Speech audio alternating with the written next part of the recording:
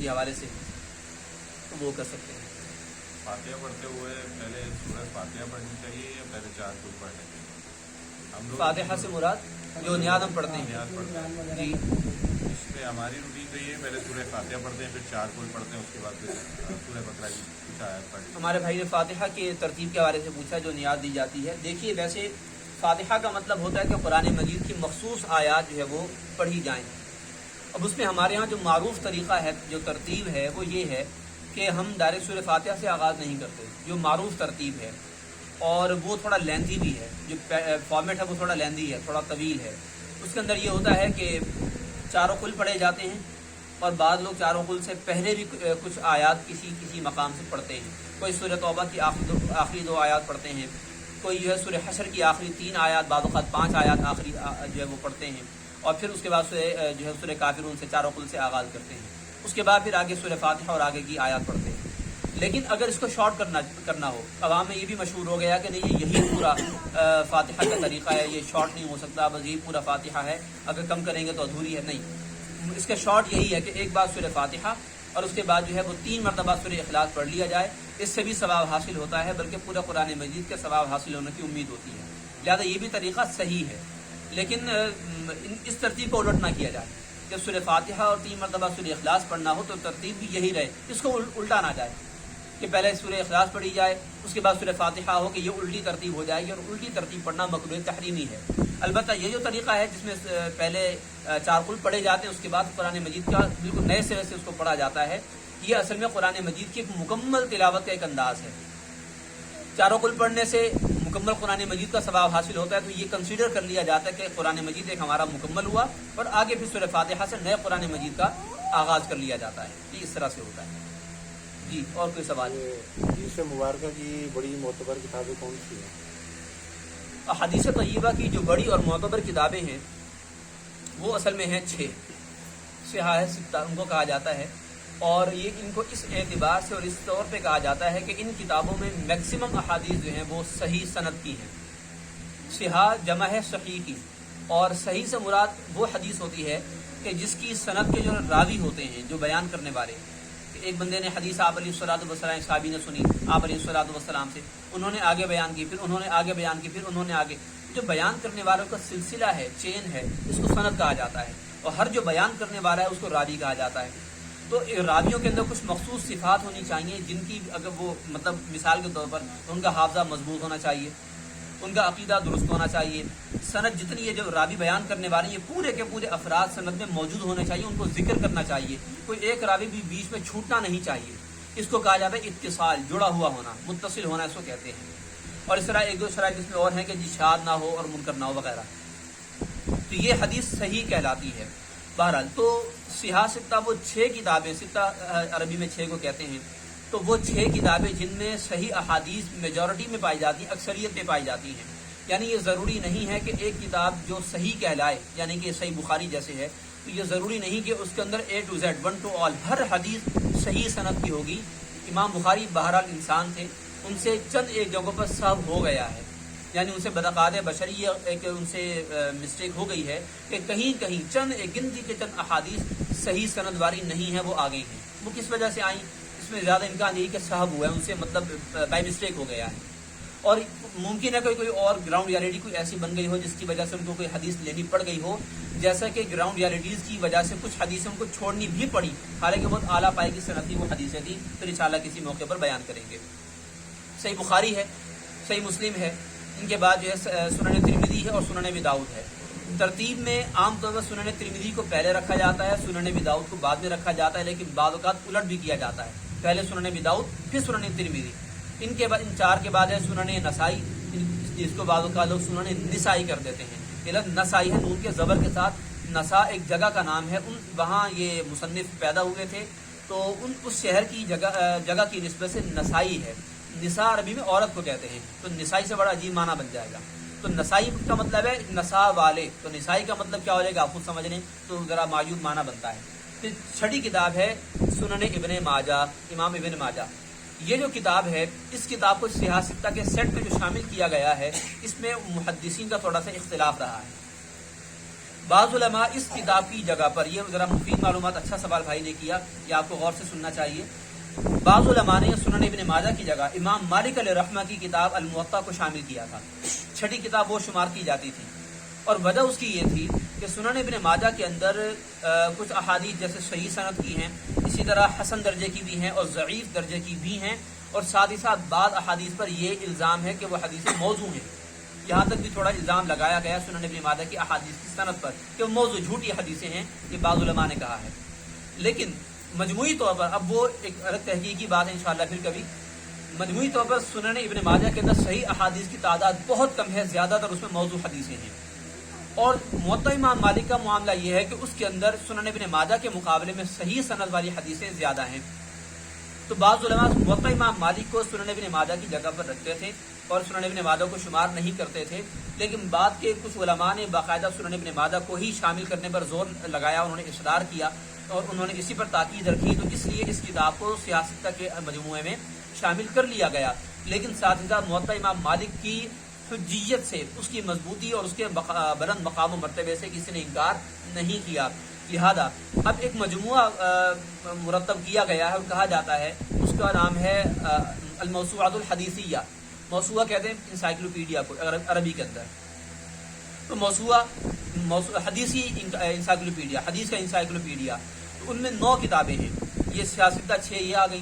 اس کے بعد موطا امام مالک ہے، 7 ہو گئی. 8ویں کتاب ہے سنن دارمی، اور اس کے بعد امام ابو عبد الرحمن دارمی ہے، اور 9ویں کتاب ہے مسند امام احمد بن حنبل علیہ الرحمہ. یہ 9 کتابوں کا مجموعہ جو ہے یہ موسوعہ حدیثیہ کہلاتا ہے. اور یہ وہ حدیث کی معتبر ترین کتابیں ہیں کہ جن کے اندر میجورٹی جو احادیث ہیں وہ صحیح سند والی ہیں مجموعی طور پر. ہاں دیگر درجات والی حدیثیں بھی ہیں، حسن درجے کی بھی ہیں، ضعیف والی بھی ہیں، لیکن بہرحال مجموعی طور پر ان میں مستند حدیثیں ہیں. اور یہ سارے حدیث کے میدان کے شہسوار تھے، بڑے بڑے امام تھے. تو یہ حدیث کی مشہور اور معتبر کتابیں ہیں. جی اور کوئی سوال؟ اہل حدیث اور اہل سنت، اس میں کیا فرق ہے اور نام کیسے رکھنے چاہیے یا نہیں رکھنے، جس طرح جو ہمارے بھائی نے سوال کیا اہل سنت اور اہل حدیث کے درمیان فرق کیا ہے اور یہ نام رکھنا کیسا ہے. دیکھیے سنت اور حدیث کا فرق پہلے سمجھنا ضروری ہے. سنت کا لفظی معنی ہے الطریقۃ المسلوکہ، وہ راستہ جس پر چلا جاتا ہے.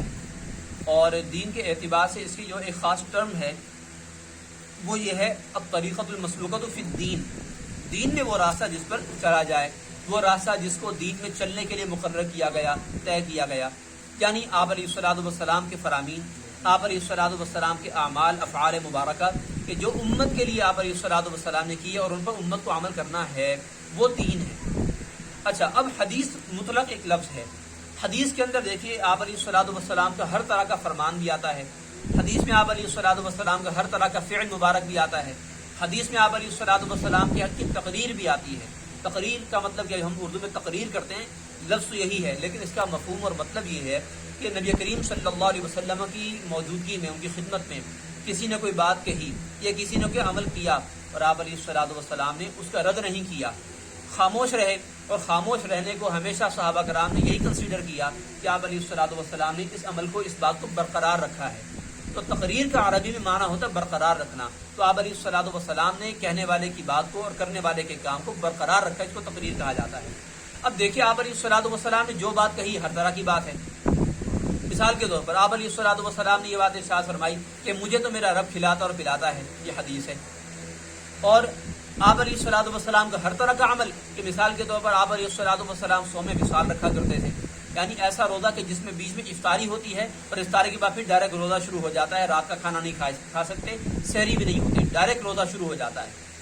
تو یہ صوم وصال کہلاتا ہے، جو پچھلی امتوں میں ہوا کرتا تھا اور یہ خاص آپ علیہ الصلوۃ والسلام جو ہے وہ رکھا کرتے تھے. اور آپ علیہ الصلوۃ والسلام نے بہت مخصوص اوقات میں یہ روزہ رکھا ہے. اب یہ حدیث ہے، لیکن آپ علیہ الصلوۃ والسلام کی سنت نہیں ہے کہ امت کے لیے. اسی طرح آپ علیہ الصلوۃ والسلام کے نکاح مبارک کی تعداد دیکھیے زیادہ ہے. 11 آپ علیہ الصلوۃ والسلام نے شادیاں فرمائیں.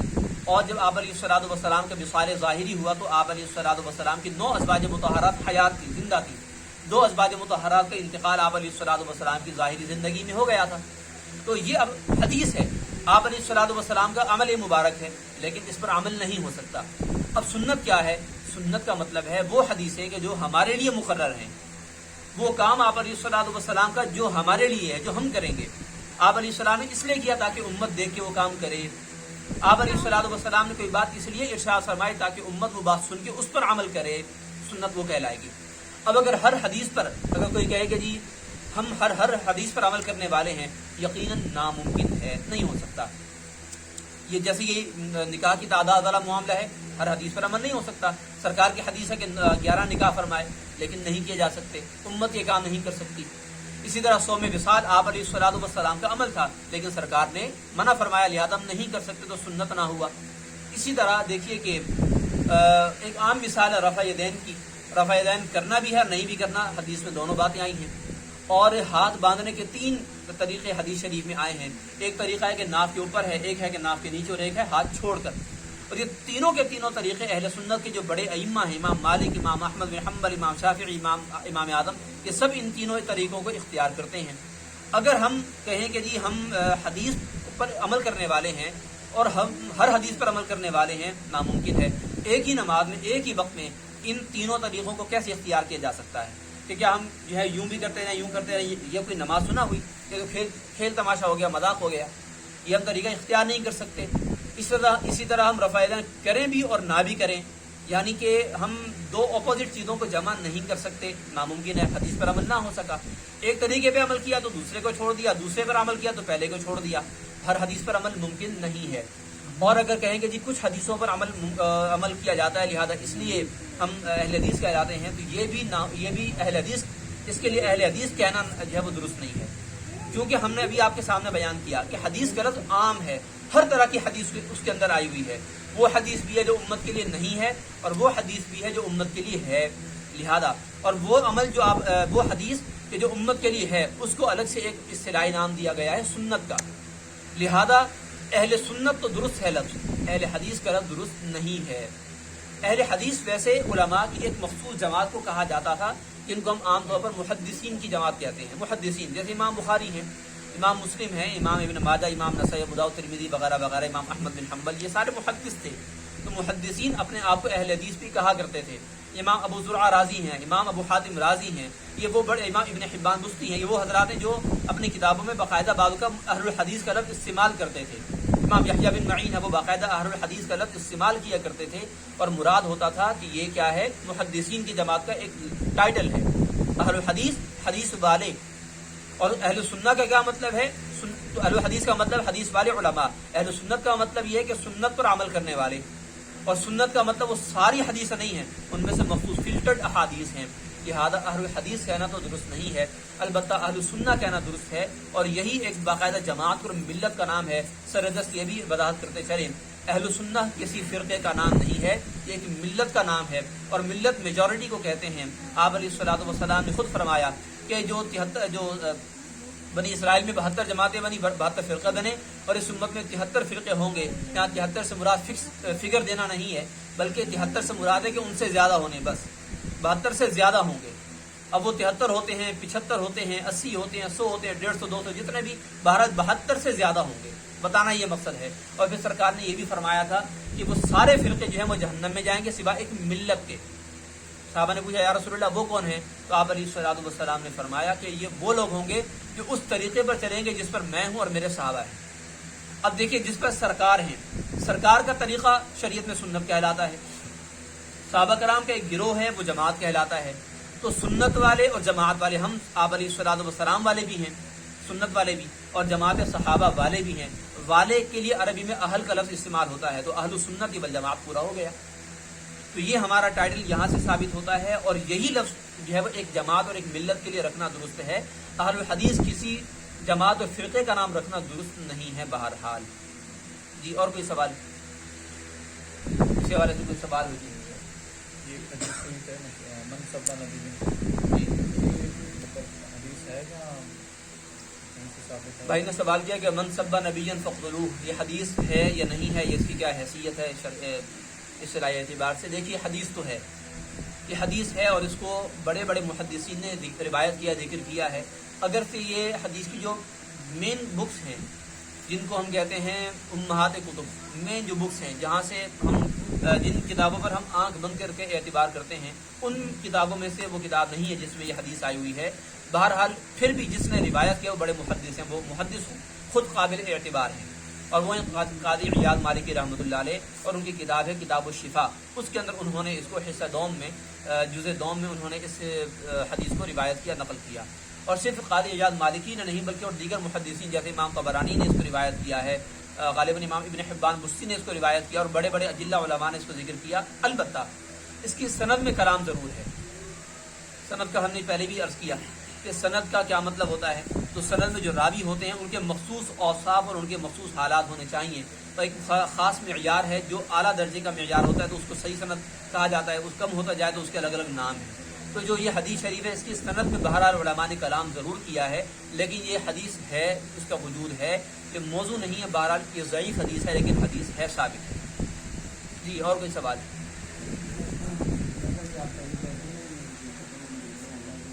آگے ذرا جائیں، آپ کی آواز رقم آ رہی ہے۔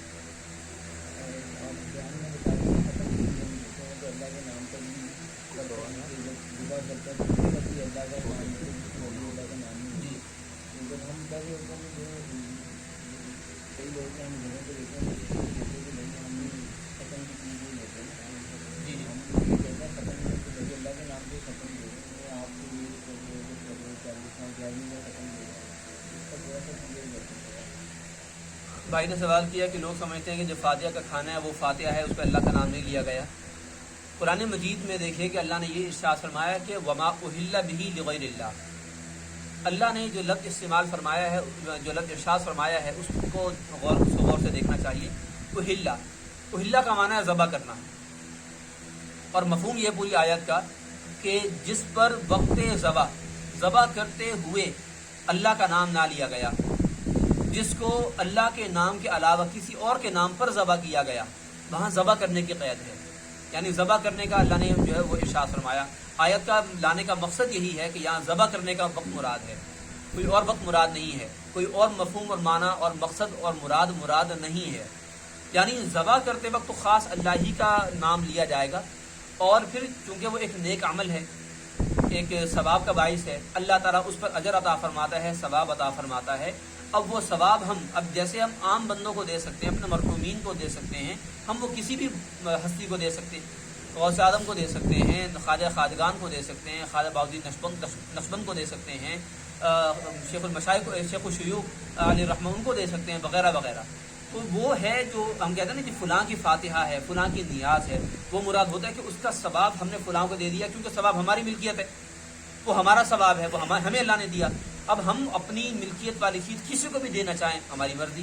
بالکل ایسا ہی ہے کہ ہمارے پاس جو ہے وہ کوئی بھی گھر میں چیز رکھی ہوئی ہو، جگ ہو، گلاس ہو، ٹرے ہو، پلیٹ، برتن، کوئی بھی چیز XYZ، ہمارے جوتے کپڑے، کوئی بھی چیز جو ہماری ملکیت میں ہے، ہم اس کے مالک ہیں، ہم وہ کسی کو دے دیں، بعین ہی ایسے ہی ثواب بھی ہماری ملکیت ہے۔ وہ ثواب ہم ایز اٹ از کسی کو دینا چاہیں، آدھا دینا چاہیں، پورا دینا چاہیں، وہ ہماری مرضی ہے، ہم دیں گے، وہ ادا ہو جائے گا۔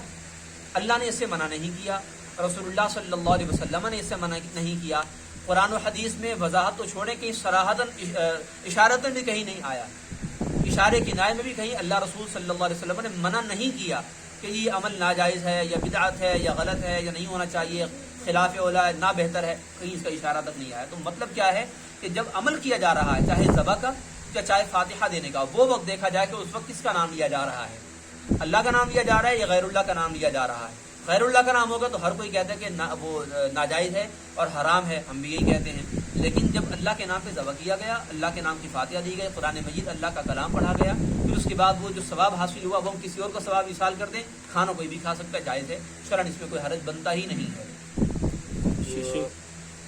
شیشے کے سامنے جی یعنی کہ نماز پڑھنا کیسا ہے، اور اگر آدھا شیشہ لگا ہوا یعنی کہ یہاں تک آ رہا ہے جی سامنے لگا ہوا، اس کے سامنے کیسا، اور ایسا ہے کہ بلڈنگ یعنی کہ شیشہ لگا ہوا ہے، اس پہ یعنی کہ ٹنٹڈ وہ لگایا ہوا ہے پلاسٹک ٹائپ کا تاکہ گرمی نہ آئے، جی تو اس میں ایسا ہوتا ہے کہ ہلکا عکس نظر آ رہا ہوتا ہے دن میں، رات میں ایسا ہوتا ہے کہ بالکل آپ کو نا کافی حد تک نظر آ رہا، باہر کی لائٹیں نظر آتی لیکن آپ کو ایسا لگتا ہے کہ میرر ہی ہے، جی تو اس کے سامنے نماز پڑھنا آئینے کے سامنے نماز پڑھنے کا کیا حکم ہے؟ جائز ہے، بنیادی طور پر جائز ہے، کیونکہ یعنی اگر جیسے آپ نے ایک مثال دی ہے کہ جی دوسری کوئی بلڈنگ ہے وہاں کا شیشہ وہ تو آپ کے اختیار میں ہے ہی نہیں، ہماری بلڈنگ پہ میں مثال کے طور پر رد کر رہا ہوں، کسی دوسرے کی بلڈنگ ہے وہ آپ کے اختیار میں نہیں، ایک بات اپنی بلڈنگ کا بھی ہو یا اپنے کمرے میں آپ کا ایک آئینہ رکھا ہوا ہے، ایک آپ کا ڈریسنگ ٹیبل ہے اور اس کے سامنے آپ بالفرض کھڑے ہو کے نماز بھی پڑھ رہے ہوں، تو وہ جو عکس نظر آ رہا ہے وہ عکس ہی ہے، وہ تصویر نہیں ہے۔ تصویر اصل میں کہتے ہیں ایک بالکل سٹل چیز کو جو بالکل رکی ہوئی ہو، ٹھیک ہے نا، جیسے ہم جو ایک تو ہاتھ سے بنائی گئی تصویر ہوتی ہے، اسی طرح کیمرے کی تصویر اس میں بھی احتیاط ہے، اگرچہ شرعاً وہ جائز ہے کہ وہ اگر سامنے ہے تو نماز ہو جاتی ہے، لیکن احتیاط یہی کہ اس کو یا تو الٹ دیا جائے یا سائڈ پہ کر دیا جائے، پیچھے کر دیا جائے، باہر نکال دیا جائے، احتیاط یہی ہے۔ لیکن جو شیشہ ہے اس کے اندر تو آپ موو کر رہے ہیں باقاعدہ، البتہ اتنی احتیاط ضرور کریں کہ آپ کی نگاہ سامنے نہ پڑے، شیشے میں آپ اپنے آپ کو نہ دیکھیں۔ یہ ساری جواز کی بنیادی طور پر جواز کی آپ کو اس صورت عرض کر رہا ہوں، لیکن بہرحال ضروری یہی ہے، احتیاط یہی ہے کہ ہم اس پر کپڑا ڈال دیں، اس میں ہمارا عکس نظر نہ آئے، بہتر یہی ہے۔ نماز بہرحال ہو جاتی ہے، کوئی دہرانا چاہے اپنی مرضی سے دہرا لے، اس کو اس کا الگ سے ثواب ملے گا، لیکن ایسا نہیں ہے کہ نماز ہوتی ہی نہیں ہے، یہ ایسا درست نہیں ہے۔ اگر کوئی تصویر ہو، جس طرح میں یہاں پہ کھڑا ہوں، سامنے کر کے تصویر ہے، نماز میں ادھر دھیان بھی نہیں جاتا جی تو اس تصویر کے آگے نماز دینا بہت دور ہے، جی نظر آتی ہے، لیکن ہم نے عرض کیا کہ تصویر جو ہے اگر آپ کے کمرے میں جہاں آپ نماز پڑھ رہے ہیں موجود ہو، اگر آپ کو نہیں پتا تب تو سرے سے مسئلہ بنتا ہی نہیں، صحیح پھر بات وہی آ جاتی ہے کہ آپ کا دل نہیں مانتا، آپ نے نماز دہرا لی، آپ کو اس کا ثواب ملے گا، کوئی گناہ نہیں ہے۔ لیکن یہ فتویٰ دیا جائے کہ جی نماز دہرانے ہی پڑے گی، نماز ہوئی نہیں یا مکروہ تحریمی ہو گئی، تو یہ درست نہیں ہے۔ البتہ اگر آپ کو پتا تھا پھر بھی آپ نے کہا کہ نہیں کوئی نہیں، نماز جائز ہے، میں کون سے اس کی نیت کر رہا ہوں، تو تبھی نماز تو بہرحال ہو جاتی ہے۔ یہ جو ہے نا کہ جی تصویر سامنے نہ ہو یا ہو تو اس کو الٹ دیا جائے یا ڈھانپ دیا جائے یا سائڈوں پہ کر دیں یا نیچے پیچھے کر دیں یا پیروں کے نیچے کر دیں، یہ سب احتیاط کی صورتیں ہیں، اور مقصد یہ ہے کہ انسان کے دل میں نماز پڑھتے ہوئے کسی غیر اللہ کا، اس کی تعظیم کا تصور خدا کے طور پر نہ آئے، اور یہ تصویروں والا معاملہ یہ چونکہ مشرکین والا معاملہ ہے تو مشابہت کا شبہ بھی نہ رہے، یعنی اسلام ہمیں اتنی زیادہ احتیاط کا سبق دیتا ہے کہ بس اس شبے سے بھی بچا جائے کہ جو مشرکین والا عمل ہے، مشرکین کا طرز تھا، ان کا طریقہ تھا، اس سے بچنے کے لیے، اس احتیاط پر عمل کرنے کے لیے علماء نے سائن بورڈ بہت دور ہے، کوئی حرج کی بات نہیں ہے۔ یہ تصویروں والا معاملہ یہ کوئی ایسا سخت نہیں جیسے بعض لوگ سمجھتے ہیں اور بہت زیادہ اپنے آپ کو مشقت میں ڈال دیں، ایسا کوئی مسئلہ اس میں نہیں ہے۔ چاہے کوئی تصویریں رکھی ہوئی ہیں، سامنے ہیں، ڈھانپی بھی نہیں ہیں، جان بوجھ کر نماز پڑھے تب بھی بہرحال ہو جاتی ہے، دہرانا چاہے منع نہیں کیا جائے گا، جائز ہے، دہرا سکتا ہے، رس کا ثواب اس کو ملے گا۔ واش روم کے اندر اگر بیسن لگا ہوا ہے وہاں پہ وضو کر رہے ہیں جی تو جس طرح ہم کوئی کلمہ پڑھ لیتے ہیں یا کوئی دوسرا کلمہ پڑھ لیتے ہیں، جی یہ پڑھنا جائز ہے یا نہیں؟ واش روم اور بیسن ایک ہی جگہ پر ہے تو وہاں پر یہی بہتر ہے، ادب یہی ہے کہ وہاں پر زبان سے کوئی بھی مقدس کلمہ ادا نہ کیا جائے، اذان ہو رہی ہے اس کا جواب نہ دیا جائے، درود شریف نہ پڑھا جائے، چھینک آگے تو الحمدللہ نہ کہا جائے اس جگہ پر، یا زبان سے نہ کہا جائے۔ یہ سب کلمات اگر دل میں کہے جائیں بغیر زبان ہلائے تو جائز ہے، کہے جا سکتے ہیں، شرعاً اس میں حرج نہیں ہے، اور اگر بالفرض غلطی سے منہ سے ادا ہو بھی گیا، انجانے میں جان بوجھ کر ادا کیے، انجانے کا مطلب علم نہیں تھا کہ یہ غلط ہے، لیکن ویسے اس نے جان بوجھ کر کے جی ہاں میں پڑھ رہا ہوں، اس کو معلوم ہے، تب بھی اس کو گناہ نہیں ہوگا۔ جان بوجھ کر کر رہا ہے تو گناہ گار ہوگا، بے ساختہ نکل جائے کچھ بے ساختہ نکل جائے تو گناہ گار نہیں۔ جی وضو بہرحال ہو جائے گا، وضو پر اس کا اثر نہیں پڑے گا۔ جیسے مثلاً یہاں پہ ہم بانٹتے ہیں جو کھانے کے لیے چیز ہوتی ہے بانٹتے ہیں لوگ گھروں میں، اس میں ایک فرقہ ایسا بھی ہے کہ وہ یہ کہتا ہے کہ جی اس پہ آپ بسم اللہ پڑھ لو تو سارے جو ہے نا وہ سب کچھ ختم ہو جائے گا، اللہ کا نام آپ نے پڑھ لیا تو وہ جائز ہو گیا، تو جائز ہو گیا۔ اچھا تو مدعا کیا ہے پھر؟ مدعا یہی ہے کہ اب جیسے خود تو کھاتے نہیں، مانتے نہیں، نظر نہیں آتی ہے، اچھا۔ اگر کہیں سے آ جائے بولتے اس کے اوپر بسم اللہ پڑھ لو، وہ سارے اثرات پیچھے ختم ہو جائیں گے۔ یہ بات انتہائی مزہ کا خیز ہے، یعنی یا تو ان کو سامنے والے کے ایمان پر اعتبار نہیں ہے، سامنے والے کو کہتے ہیں کہ یہ مومن نہیں ہے لہٰذا اس کا قرآن پڑھ، اس کا یہ خبر دینا کہ یہ قرآن پڑھا ہوا کھانا ہے وہ اس کی خبر جھوٹی ہے، یا اگر اس کو جو ہے وہ یا پھر اس کو سرے سے مسلمان نہیں مانتا کہ جی اس کا قرآن پڑھنا معتبر ہی نہیں ہے، ہاں کہہ رہا ہوگا کہ پڑھا ہے لیکن قرآن پڑھنا اس کا معتبر نہیں ہے، لہٰذا ہم الگ سے پڑھیں گے، اللہ کا نام الگ سے لیں گے، جو ہماری زبان سے اللہ کا نام نکلا وہی درست ہوگا، کیا دلیل ہے؟ کوئی دلیل نہیں ہے۔ تو وہ ایک مسلمان کی خبر دین کے معاملے میں قبول ہوتی ہے، ایک بندے کی خبر بھی قبول ہوتی ہے کہ ایک بندہ کہے کہ جی میں نے قرآن پڑھا ہے یا فلاں سے قرآن مجید پڑھوایا ہے، قاری صاحب آئے تھے، حافظ صاحب آئے تو قرآن مجید پڑھا ہے، فاتحہ دی ہے، تو جائز ہے۔ یعنی آپ یہ پھر یہ کیسے گارنٹی ہے کہ جی آپ جو اللہ کا نام لے کر پڑھ رہے ہیں وہ کیسے جائز ہو جائے گا؟ آپ اس کو کہیں گے یہ فاتحہ کا آلٹرنیٹ ہے، متبادل ہے، تو جب اصل ہی خراب ہو تو متبادل کیسے درست ہو سکتا ہے؟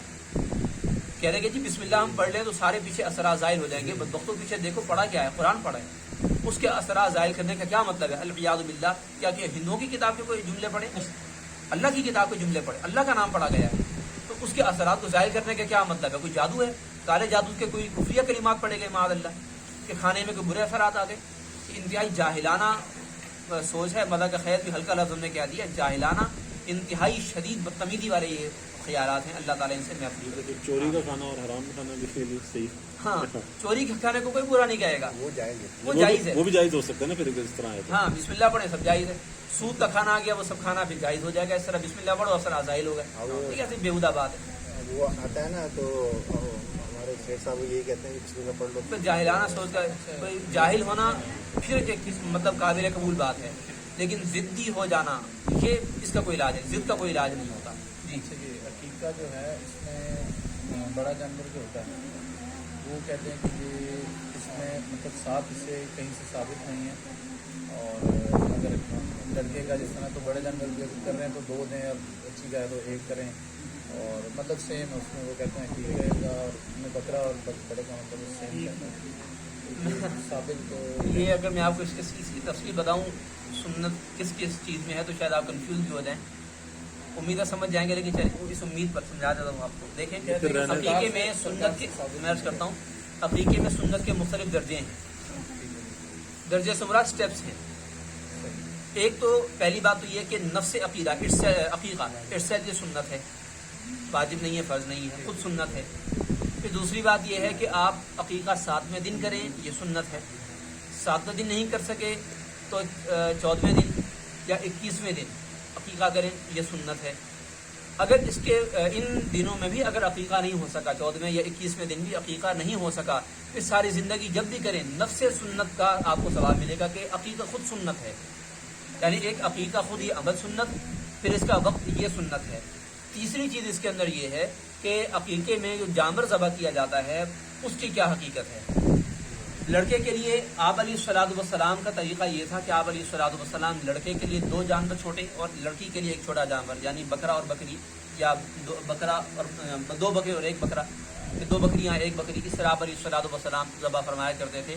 تو جینڈر سے مناسبت کے لیے آپ بکرا اور بکری بھی کر سکتے ہیں, شرعاً اس میں کوئی حرج کی بات نہیں ہے. اچھا, جیسے آپ خود دیکھیے کہ ایک بندہ جب شرعی قربانی کرتا ہے تو ایک بندے کی طرف سے 1 چھوٹا جانور ہوتا ہے, اور جو بڑا جانور ہے حدیث شریف کے مطابق, صحیح مسلم کی حدیث ہے, حضرت جابر رضی اللہ عنہ کی روایت ہے, وہ فرماتے ہیں کہ ہم آپ علیہ الصلوۃ والسلام کے ساتھ ایک سفر میں, تو ہم نے وہاں پر 1 اونٹ 7 بندوں کی طرف سے ذبح کیا. تو اسی طرح اور صحابہ کرام کا ایک الگ سے فرمان موجود ہے, حدیث کی کتابوں میں موجود ہے کہ جو گائے ہے یہ 7 بندوں کی طرف سے کافی ہوتی ہے, جائز ہوتی ہے. 7 سے زیادہ بندوں کی طرف سے جائز نہیں ہو سکتی, 7 بندوں کی طرف سے. علماء نے اس کے اندر یہی تطبیق نکالی ہے کہ جب ایک بندہ 1 چھوٹا جانور کر سکتا ہے اور 7 حصے ہیں, 7 ہی بندے وہ جو ہے وہ 1 حصہ لے سکتے ہیں, تو اس کا مطلب یہ ہے کہ 1 چھوٹا جانور بڑے جانور کے 1 حصے کے برابر ہوتا ہے. یعنی جہاں جہاں حدیث ہمیں رہنمائی کر رہی ہے, سیدھا سیدھا راستہ ہمارا بن رہا ہے, عقل اگر دوڑائی جائے تو سیدھا سیدھا ہمیں معنی سمجھ میں آ جائے گا, تو کیا رسی بات ہے اس میں. اسی طرح عقیقے میں جو بڑا جانور ہے, اگر بڑے جانور میں سے اگر ہم 2 حصے لے لیتے ہیں یا 1 حصہ لے لیتے ہیں, کم سے کم 1 پورا حصہ ہونا شرط ہے, چاہے وہ قربانی کا ہو چاہے عقیقے کا ہو, کوئی کچھ بھی ہو, کم سے کم 1 پورا حصہ ہونا ضروری ہے. اگر 1 حصے سے زیادہ ہو, اور چاہے وہ پھر آدھا ہو, 1.5 حصہ ہو, 2.25 حصے ہوں, 2 حصے ہوں, وہ جائز ہے, لیکن کم سے کم 1 حصہ پورا کا پورا ہونا ضروری ہے. لہٰذا کوئی عقیقہ کرتا ہے, بڑے جانور میں سے 1 پورا حصہ لے یا 2 حصے لے لے, تو وہ چھوٹے جانور کے برابر کنسیڈر کیے جاتے ہیں, اور حدیث شریف ہی سے یہ بات سمجھ میں آتی ہے. اگر ان حدیثوں کا آپس میں جوڑا جائے تو ہمیں پوری تصویر باتیں سمجھ میں آ جاتی ہے. لڑکے کے لیے 1 شادی کر سکتے ہیں. جی ہاں, یہ بھی سنت ہے کہ عقیقہ آپ 1 جانور سے بھی کریں, چھوٹے جانور سے, یا بڑے جانور میں 1 حصہ ہو تو بھی جائز ہے. سنت اس سے آپ کی ادا ہو جائے گی, سنت آپ کی جو ہے وہ اس سے ادا ہو جائے گی, اس میں کوئی شرعاً حرج نہیں ہے. قربانی کا جو بڑا جانور ہے اس کے اندر ایک ہی نیت سے کیا نام ہے, قربانی بھی اور عقیقہ بھی. قربانی کے جانور میں 1 سے زیادہ نیتیں ہو سکتی ہیں. عقیقے کی نیت بھی ہو سکتی ہے, قربانی کی نیت بھی ہو سکتی ہے, صدقہ کی نیت بھی ہو سکتی ہے, ولیمے کی نیت بھی ہو سکتی ہے. ایک قربانی کے جانور میں 1 سے زیادہ نیتیں ہو سکتی ہیں, جائز ہے. اور किसी दूसरे यानी कि एक जानवर में मुख्तलिफ नीयतें हैं, किसी दूसरे बंदे की कुर्बानी पर किसी पहले बंदे की कुर्बानी की नीयत का असर नहीं पड़ेगा। वलीमे वाला अपने कुर्बानी का करता है तो कुर्बानी वाले की नीयत पर इस बंदे की नीयत का कोई असर नहीं पड़ेगा, जायज़ सबके लिए।